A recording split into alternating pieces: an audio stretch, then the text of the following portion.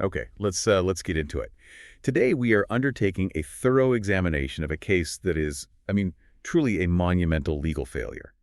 We're looking at one of the most cited examples of wrongful conviction in modern history, the case of Ronald Keith Williamson and Dennis Fritz, two men in Oklahoma whose lives were, well, they were effectively erased by a justice system that seemed to prioritize flawed evidence over the actual truth. And that is exactly our mission here. We're not just recounting a tragedy. We're really trying to study the mechanics of systemic error. We've analyzed the source material detailing the events from the 1982 murder in Ada, Oklahoma, through the deeply flawed investigation, and then finally the stunning exoneration. So the goal is to pull out the key lessons. Exactly. The lessons about how information reliability can be compromised and just how devastating those compromises are when they intersect with our judicial processes. For you, the listener, this is really a masterclass in why critical scrutiny of any evidence is so vital. The core facts of this story are just absolutely devastating. You have Ron Williamson, a local kid who had, for a moment, achieved the dream of professional baseball. He was sentenced to death for the 1982 rape and murder of a woman named Debra Sue Carter. And his friend, Dennis Fritz, was sentenced to life imprisonment. Right. They spent 11 brutal years, from the late 80s all the way to the late 90s, locked away. And Williamson was specifically facing execution until DNA evidence conclusively secured their freedom in 1999. It's so important to understand the scale of this injustice. It wasn't just a local issue, it became national. This case really transcended a small-town tragedy, primarily because of its gravity and, the clear scientific proof of the error. And that's where John Grisham comes in. That's right.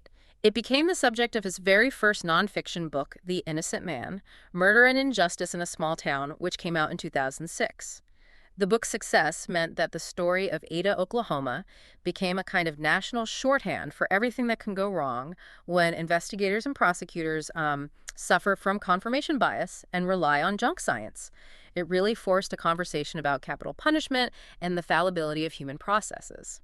So to really understand the collapse of Ron Williamson's life, which made him such a vulnerable target for the prosecution, we have to go back. We have to start at the beginning. Ron Williamson was born and raised right there in Ada, Oklahoma, the youngest of three kids and the only son. And from a very early age, he was clearly destined for athletic stardom. The sources really emphasized that he excelled in several sports, but baseball was his passion. It was his singular focus. He wasn't just good. No, not at all. He was, for a period, the pride of the town. And his entire family structure was really geared toward nurturing that talent, the lengths they went to. It illustrates that commitment. For instance, he moved schools specifically to maximize his baseball potential. He went to Asher High School so he could play under the tutelage of this legendary coach, Merle Bowen. That's not just a casual move, is it? It's a strategic investment in a professional future. Exactly. And that investment paid off immediately. We see the pinnacle of his high school career during his senior year state championships. He put up incredible numbers, hitting .5000, and that level of performance, especially in high-stakes games, is what separates a good player from a genuine prospect. Oh, his potential was undeniable. He was offered a scholarship to play at the University of Oklahoma, which is a powerhouse program, but he opted to go straight into the professional ranks. And this brings us to, really, the most promising moment of his entire life. He was selected in the 1971 amateur draft. 41st pick overall. A second-round selection by the Oakland Athletics. For a young man from a small-town Oklahoma, being a second-round pick by a major league franchise, it signals that scouts sought him as someone who could realistically contribute at the highest level within a few years. It was the absolute dream come true. And that dream was, for a moment, sustained in the minor leagues, though it was brief. In 1972, he played primarily with the Coos Bay North Bend A's. He held a respectable .265 batting average over 52 games. He was still in it, still a professional athlete. But the very next year, you start to see the downward slide in the statistics. In 1973, playing with the Key West Cons, his performance dipped dramatically. He hit only .137 in 59 games. This sharp decline wasn't just a slump, it was really the first statistical indicator that something, either physical or psychological, was starting to go wrong. It foreshadowed the injuries that would ultimately derail everything. And here is the central tragedy of his life. His path, which had been so straight and successful, suddenly took a sharp turn into disaster. An ongoing shoulder injury just sidelined his career for several years. For an athlete, especially one who relies on throwing and hitting power, a severe shoulder injury can be a death sentence for a career. And yet he exhibited this incredible tenacity. He really fought for a comeback. And this is where the importance of connections comes into play again. His father managed to leverage a childhood friendship with a former Major League pitcher, Harry Bersheen, to get him a second chance. This time with the New York Yankees organization. Right. And to make the comeback work, Williamson was forced to convert from a position player, a catcher and hitter, to a pitcher in their minor league system. He played parts of 1976 and 1977. But the physical reality was just too harsh. The recurring shoulder problems, they just continued to plague him. His effectiveness was severely limited on the mound. In his final recorded professional season, the sources note he only managed to pitch 33 innings over 14 total games. And just like that, at age 24, his professional baseball career was over. The dream was dead. The personal fallout was instantaneous and severe. Absolutely. He returned home to Oklahoma, but he struggled immensely to cope with the loss of identity and purpose that baseball had provided him. He tried to hold down various jobs, but he became deeply reliant on drugs and alcohol, developing severe addiction issues. And on top of that, he suffered from increasingly severe mental illness. It manifested as deep depression, erratic behavior. He was so unstable that he moved back in with his mother, Juanita, which really speaks volumes about his inability to function independently at that time. So this is the man mentally fragile, battling substance abuse and depression, who became a convenient, high-profile suspect 5 years later. Let's pivot now to the crime that irrevocably changed the lives of Williamson and Fritz. On December 8, 1982, Debbie Carter was raped and murdered. She'd been seen earlier that night at a local establishment called the Coach Light. And it was a bar that, ironically, was frequented by many locals, including Ron Williamson. What's already alarming is the timeline.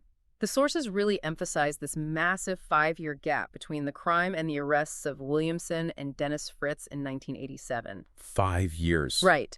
That delay itself suggests a lack of immediate, compelling evidence. When the arrests finally did happen, the foundation was described as resting on flimsy testimony. This is the first major red flag, indicating that the investigation was likely chasing rumors and hearsay rather than forensic facts. And despite that flimsy foundation, the system just barreled ahead. The men were tried separately in 1988. Williamson, who by all accounts was struggling to function mentally, was sentenced to death. Fritz was given life imprisonment without parole. 2 men convicted on incredibly weak evidence, receiving the harshest possible sentences. This is where we have to stop and really analyze the mechanism of failure. We had to dissect the evidence presented. Yes, because the most critical and ultimately flawed component of the prosecution's case was the expert testimony regarding hair analysis. Now, this methodology was seen as cutting edge, or at least highly authoritative at the time, but the sources make it clear that it is now widely regarded as an unreliable subjective science that contributed to thousands of wrongful convictions across the country. Okay, let's dedicate some serious time to this. Hair analysis was presented to the jury as a scientific certainty, but we need to understand what the expert actually said, and more importantly, what he didn't say. The testimony centered on hairs found at the crime scene. The expert claimed that 13 of the 17 hairs recovered were microscopically consistent with those of Fritz and Williamson. Okay, microscopically consistent. Yes, and then the expert witness went a step further, claiming that one specific hair was a definite match. That sounds absolutely damning to a jury, doesn't it? The word match implies a one-to-one correspondence, like a fingerprint or DNA. But the sources highlight this critical informational disconnect. What does microscopically consistent actually mean in a court of law? It means they share general class characteristics. A hair analyst looks at various features: the color, the coarseness, the length, whether the hair was treated or dyed, the shape of the root. And if 2 samples share these broad characteristics, say both are dark, coarse, and have similar microscopic damage, they are deemed consistent. But that doesn't mean they're from the same person. Not at all. Crucially, hair does not contain unique individual markers the way fingerprints or DNA do. Literally thousands, even tens of thousands of people could have hair that is microscopically consistent with a sample found at a crime scene. So when the expert claimed one hair was a match, that was fundamentally misleading. It gave the jury this false impression of certainty, when in reality, hair analysis is just an exclusionary tool. It can say a hair isn't yours, but it can almost never say definitively that it is yours, beyond a reasonable doubt. Exactly. And the defense's failure here was monumental. They did not effectively challenge the expert on the difference between consistency and identity. They should have cross-examined aggressively, asking the expert to cite the error rate, or to explain whether two randomly selected people might also have microscopically consistent hair. So by failing to expose that ambiguity, They allowed the jury to mistake subjective opinion for objective, individualized proof. The ambiguity of the evidence, the source notes, was so great that the very same samples could have been used to argue they were not the perpetrators, simply because hair comparison is such a blunt instrument. and when you couple that reliance on junk science with the procedural failures surrounding Ron Williamson's mental state, the injustice becomes even more glaring. The sources are explicit that despite Williamson's rapidly deteriorating mental health, we are talking about a man who was reportedly hearing voices and becoming increasingly erratic. No motion was made to assess his competence during the trial process. This is a devastating oversight that violates fundamental due process. A defendant must be mentally competent to understand the charges against him and to assist his attorneys in his own defense. Given the documented history of severe depression, substance abuse, and reported psychosis after his career ended, Williamson was clearly vulnerable. He would have been unable to fully process complex testimony about hair samples or help find alibi witnesses. Exactly. And the court system simply ignored the obvious signs of a man unfit to stand trial for his life. It's just a cascading failure. Weak physical evidence, reliance on scientifically flawed testimony, and a judicial indifference to the defendant's mental capacity. It painted a target on Williamson and Fritz, and once the prosecution had its narrative, the system just failed to self-correct. As Williamson found himself on death row and Fritz served his life sentence, evidence that contradicted the state's theory began to surface. This further illustrates the tunnel vision of the original investigation. A critical piece of information emerged: a confession by a man named Ricky Joe Simmons. Wait, a confession surfaced, and the authorities still maintained that Williamson was the killer. How did they legally justify ignoring what must have been incredibly exculpatory evidence? The sources indicate Williamson himself became intensely focused on this confession. He repeatedly demanded Simmons's arrest and demanded that the authorities investigate him fully. The persistence of the authorities in focusing solely on Williamson and Fritz, despite the existence of a viable, self-identified alternative suspect, speaks to the depth of the initial commitment to their chosen narrative. And Simmons was never charged. Never charged in connection with the crime. The assumption was that he was either lying or that the confession was somehow unreliable, but the failure to formally investigate him, especially after the original evidence proved so weak, is a glaring dereliction of duty. The panic and terror Williamson must have felt during this period is almost impossible to imagine. The sources emphasize the dramatic tension of the appeal process. Year after year, hope would rise and fall. And this all culminated in a harrowing moment on September 28, 1994. Williamson was only 5 days away from his scheduled execution date when his execution was finally stayed. This reprieve came following a successful habeas corpus petition, a writ asking a court to determine if a person's incarceration is lawful. Okay, can you explain, for the listener, what exactly a habeas corpus petition is and why it was the Hail Mary that ultimately worked here? Absolutely. The term literally means "you shall have the body." It's essentially a mechanism that allows a prisoner to challenge their detention by asking a federal court to review whether their state trial violated their constitutional rights. So it's not about guilt or innocence. No, it's about due process. Mm-hmm. In Williamson's case, the petition would have argued that the introduction of the unreliable hair analysis or the failure to conduct a competency hearing constituted violations of his constitutional rights. And federal courts are extremely reluctant to grant these stays, especially so close to an execution date. That underscores how serious the constitutional issues must have appeared to the judge who reviewed the case. To be 5 days away from death, and then to be screaming, "I'm innocent, I'm innocent, I'm innocent," from your cell, as the sources vividly describe, it just underscores the sheer psychological torment. That moment, when the stay was granted, must have inflicted unimaginable trauma on a man already struggling with severe mental illness. He endured 5 more years after that harrowing near miss. But the tide of justice was finally beginning to turn due to scientific advancements. After 11 years of relying on discredited forensics, Williamson and Fritz were finally cleared by DNA testing. This was the irrefutable, objective evidence that finally pierced through all the layers of systemic error. The date of their release, April 15, 1999, is a day of victory, but it also highlights the magnitude of the system's failure.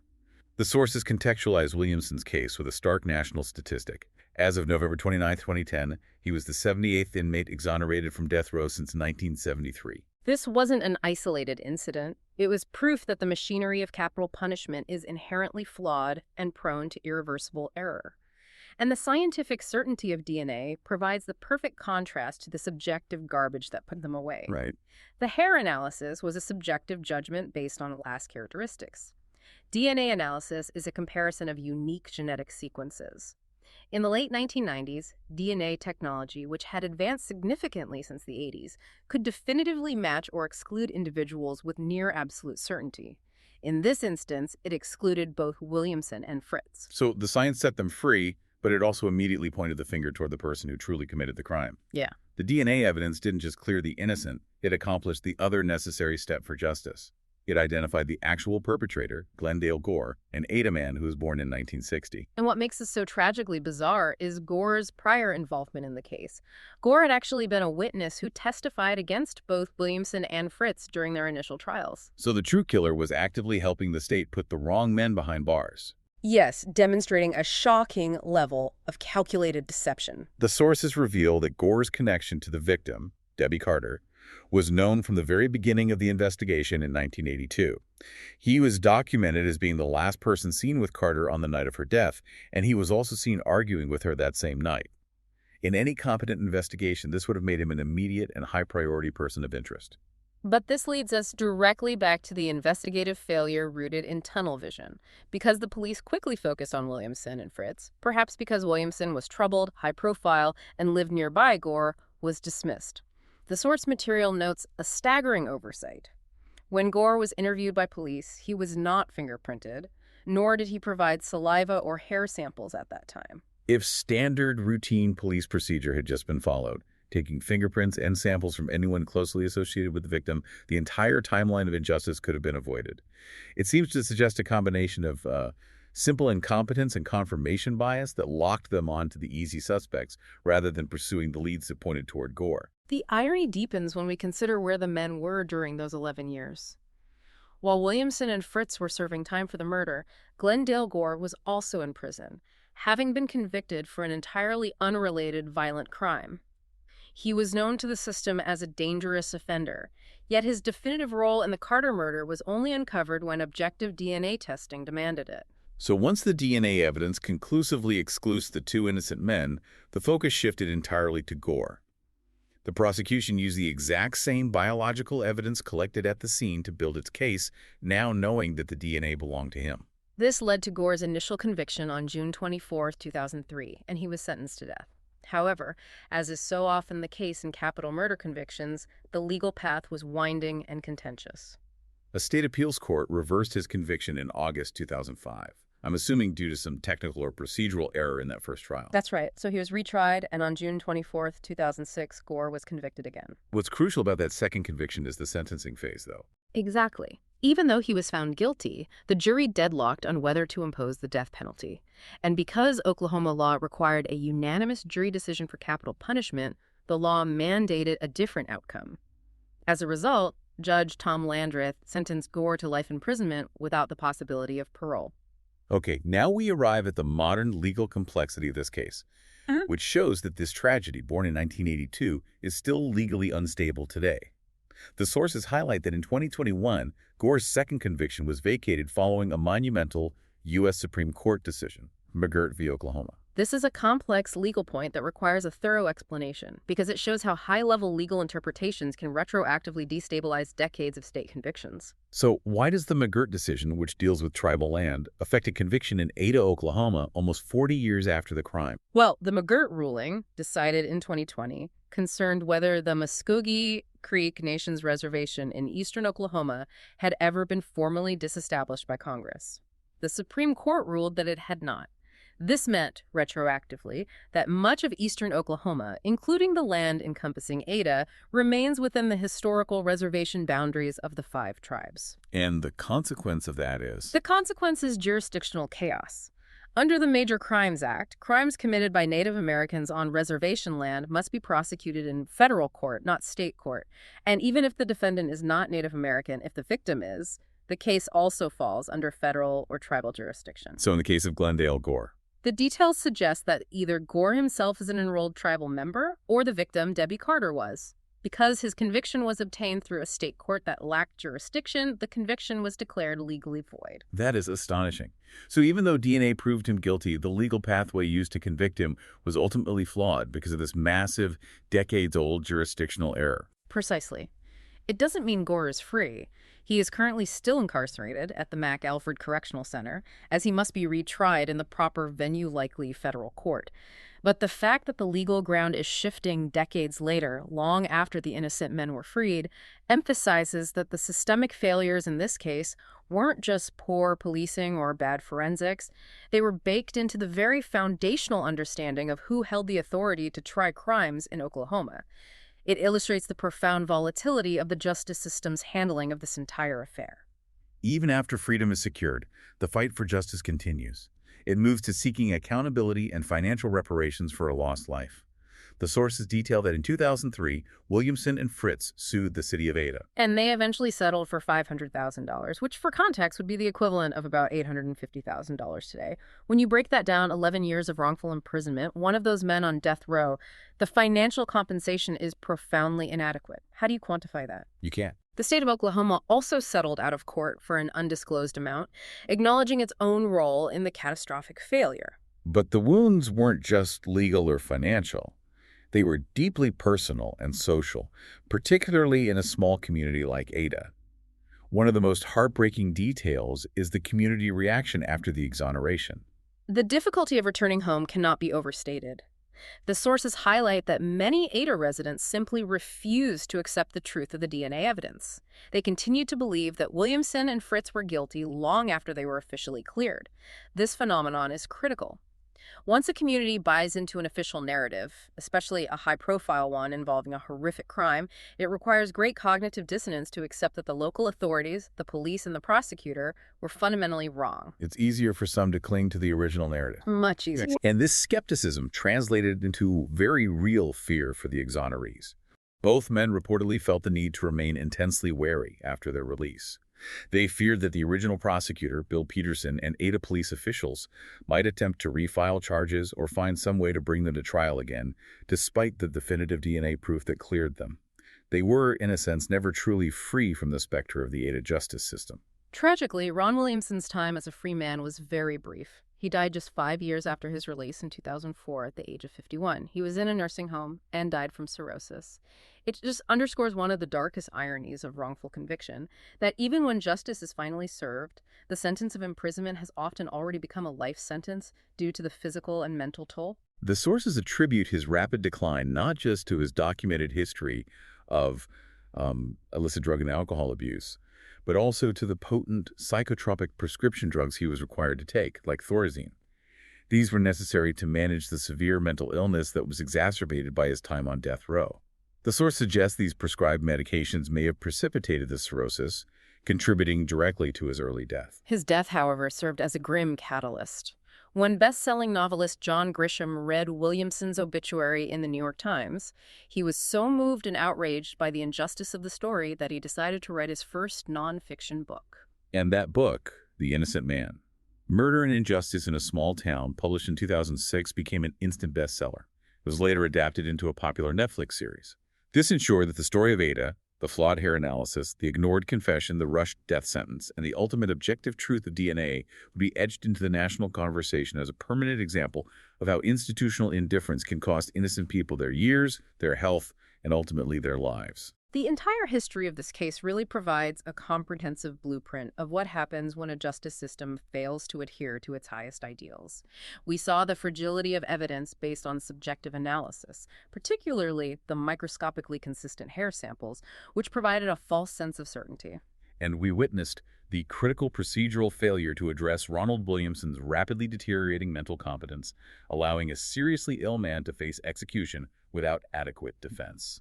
And ultimately, we saw the definitive power of objective science DNA technology as the only force strong enough to overturn years of ingrained institutional inertia and human error. I think the most important thing for you to consider, given the depth of this case, is the concept of enduring instability.